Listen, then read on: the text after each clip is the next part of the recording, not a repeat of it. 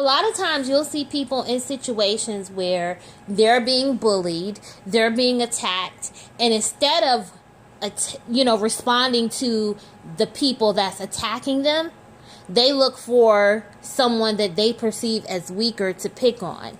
And that's what's going on in the black community. This is why there are some black men who blame black women for the problems in the community, because the system of white supremacy is so big, okay, that a lot of these motherfuckers are too afraid to stand up against it. So they're attacking someone that they perceive to be weaker. Okay? Because the reality is, if black women stopped wearing weaves, stopped wearing makeup, and stopped doing whatever else these ashies complained about, guess what? You would still have mass incarceration. You would still have a pay gap that's based on race. You'd still have all of the problems that black people face. And the reality is that people with large platforms who claim to be pro-black, they should be using their platforms to rebuild a Black Wall Street. See, you motherfuckers have no excuse, okay? You have no excuse, period. Because the black people immediately following slavery were mostly illiterate. Right? Because it was illegal to teach black people how to read and write. So most of our ancestors immediately following slavery were illiterate, and even up through the civil rights movement.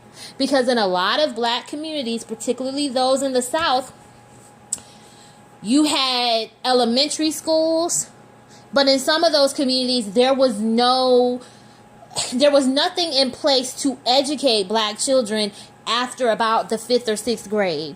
So for the most part, you were talking about people who were illiterate, yet they had businesses, they had grocery stores, funeral homes, banks. They had all of that, right?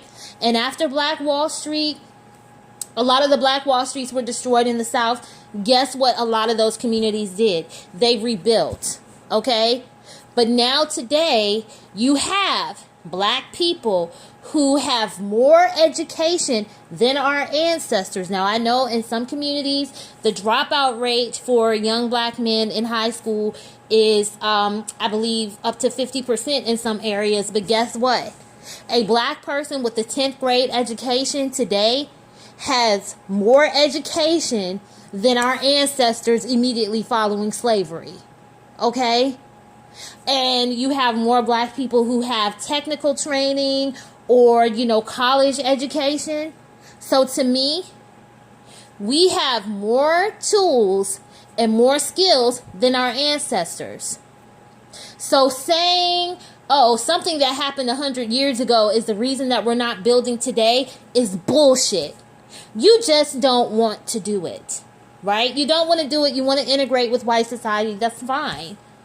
But if that's what you want to do, don't blame women for your problems. We've seen Japan rebuild itself after World War II, right? I believe Japan had 2 nuclear bombs dropped on their country during World War II. And now they have become an economic powerhouse. Japan is a small little country, small set of islands, okay?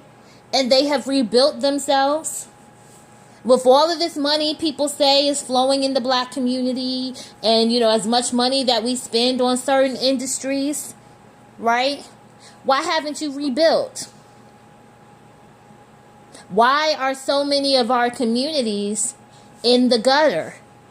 And why is it that there were certain black men on YouTube who were like, well, no, we're not going to go back to the community and clean up and rebuild. It's not our responsibility. It's because you guys don't want to do it. And instead of just saying you don't want to do it, you don't see a need for it, you're blaming women for your problems, and that's weak. Do you understand that I have seen the comment sections of MGTOW channels of non-black men? And in those comment sections, they talk about how dumb it is to blame women for all of their problems, how they don't understand how certain channels who are supposedly red pill and going their own way waste all of their time talking about women. I've seen men in those comment sections acknowledging that in their lifetimes they have met amazing women that they look back on and they realize they could have had very wonderful lives with those women. And those men acknowledge that because of their choices, they got screwed over because they pursued the wrong women. But when you come over to the black sector of YouTube and you look at, the MGTOW channels and so forth, you see women being blamed for everything. And it makes y'all look weak as fuck. It makes you look neutered. It makes you look like you are too weak to take responsibility for your actions as men. You talk about how men are supposed to lead and so on and so forth. Well, guess what? If you're in a leadership position on a job, in the military, any other situation, the buck stops with you. Okay?